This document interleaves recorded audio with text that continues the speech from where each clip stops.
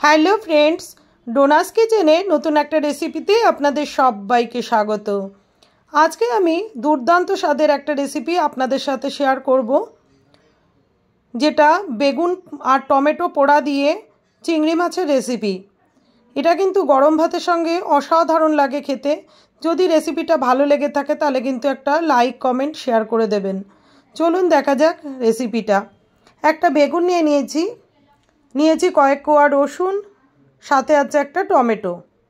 এবার টমেটো আর বেগুনটাকে ধুয়ে একটু মুছে নিয়েছি। তারপরে দেখুন এইভাবে আমি ছুরি দিয়ে চিড়ে দিচ্ছি। যেভাবে আমরা বেগুন পোড়া করি সেভাবেই বেগুনটাকে পুড়িয়ে নেব। এভাবে রসুনগুলো দিয়ে দিচ্ছি এর ভেতরে। তারপরে বেগুনের মধ্যে একটু সর্ষের তেল মাখিয়ে নেব। সর্ষের তেল দিয়ে দিলাম। সর্ষের তেল দিয়ে কিন্তু বেগুনটাকে মাখিয়ে নেব। একইভাবে টমেটোটাও একটু মাখিয়ে নেব সর্ষের তেল।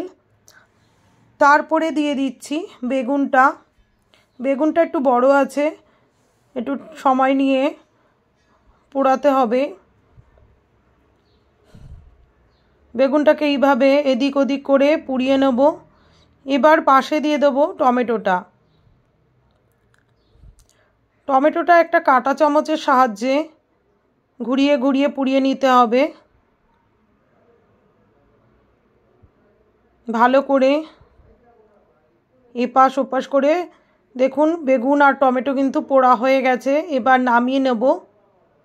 ঠান্ডা করে নিয়ে ওপরে ছিলকাগুলো সব তুলে দিচ্ছি।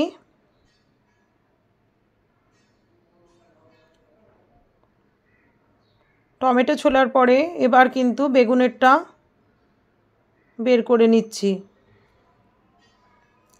তারপরে একটু ধুয়ে নিয়েছিলাম। এবার বেগুনের ডাঁটিটা কেটে বাদ দিয়ে দিলাম। এবার পিস পিস করে কেটে নিচ্ছি। ভেতরে রসুনগুলো বের করে নেব। এবার টমেটো আর রসুনটাকে আমি মিক্সিতে পেস্ট করে নিচ্ছি।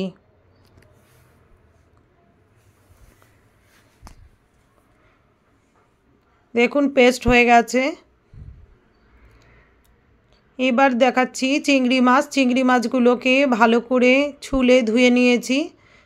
চিংড়ি মাছটাকে আমি একটু হালকা ভেজে নেব, 30 সেকেন্ডের মতো শুধু নাড়াচাড়া করে নেব।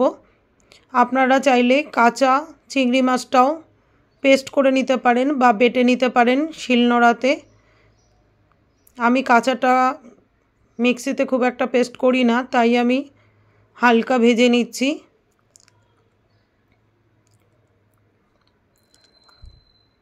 একটু নাড়াচাড়া করে কিন্তু নামিয়ে নেব। তারপরে ঠান্ডা হয়ে গেলে মিক্সিতে দিয়ে দিচ্ছি।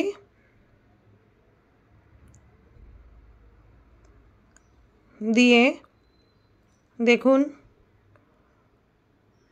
চিংড়ি মাছটা পেস্ট হয়ে গেছে। এবার কড়াইতে দিয়ে দিচ্ছি সর্ষের তেল। সর্ষের তেলটা গরম হয়ে গেলে এর মধ্যে দিয়ে দেবো কালো জিরে ফোড়ন দিলাম। তারপরে দিয়ে দিলাম কুচনো পেঁয়াজটা দিয়ে একটু নাড়াচাড়া করে নিচ্ছি। এরপর দিয়ে দেবো কয়েক কোয়া রসুনকে কুচি করে দিয়ে দিয়েছি। এখানে 3-4 কোয়া রসুন আছে, সেটাকে কুচি করে দিয়ে দিলাম। তারপরে আবার একটু নাড়াচাড়া করে নিচ্ছি। এবার আমি দিয়ে দেবো এর মধ্যে বেগুন পোড়া দেওয়ার পরে আবার 2-3 মিনিটের মতো কিন্তু ভালো করে নাড়াচাড়া করে নিতে হবে, যাতে বেগুনটা একদমই গলে যায়। দেখুন হয়েছে। এবার আমি এর মধ্যে দিয়ে দিচ্ছি সেই টমেটো আর রসুন যেটা পেস্ট করেছিলাম মিক্সিতে। আমি যেভাবে করেছি আপনারা অবশ্যই এভাবে করে দেখবেন। দিয়ে দিলাম সামান্য লবণ আর দিয়ে দিলাম হলুদ।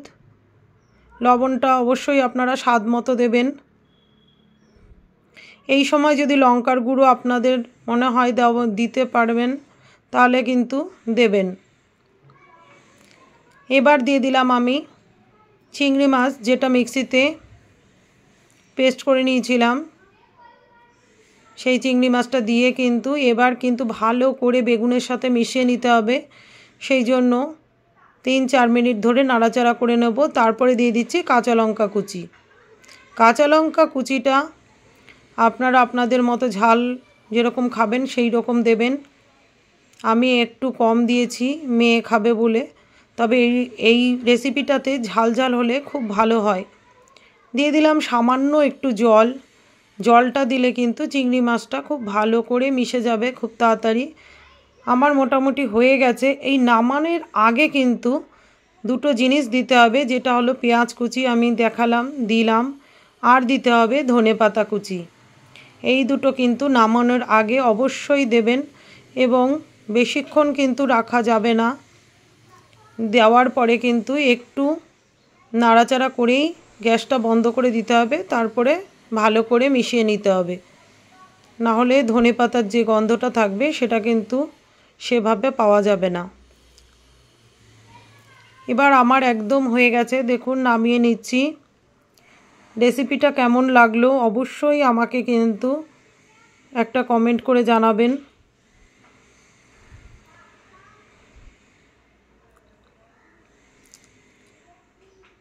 এরকম যদি আরও কোনো রেসিপি দেখতে চান অবশ্যই কমেন্টে লিখে জানাবেন কোন রেসিপি আপনারা দেখতে চান।